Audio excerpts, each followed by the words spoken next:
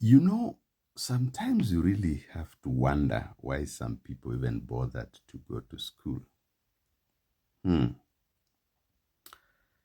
One of the most stupid constitutional amendment bills is the one that is being discussed now. And it's being fronted by someone who actually should never even think this way. The member of parliament called Otiende Amolo.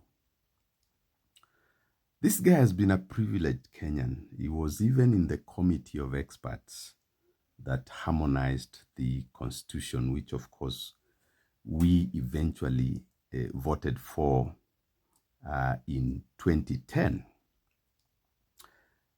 Definitely, the constitution did not anticipate the formation of some of these funds in the face of devolved government.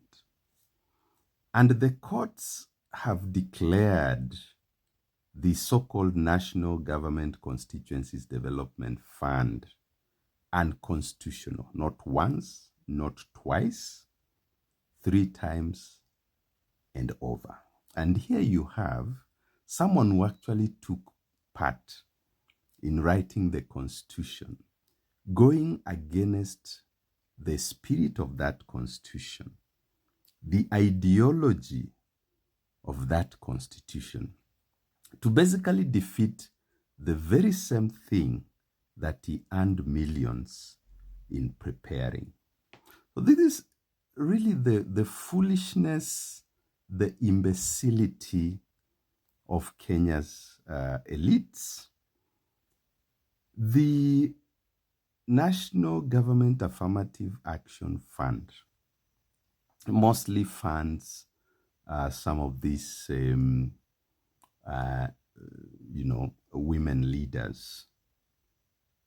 It's almost like the women leaders are only in parliament waiting for this money. Have you ever had any one of them move even one significant bill that supports the empowerment of women? That's a kind of foolishness that we are continuing to cultivate in this country.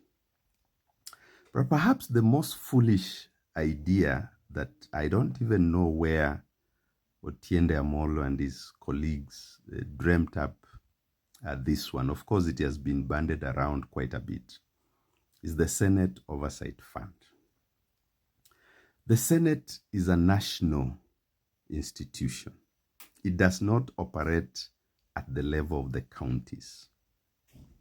What the Senate does is actually to protect the counties and make sure that what is owed to the counties by the national government in terms of funding is actually delivered.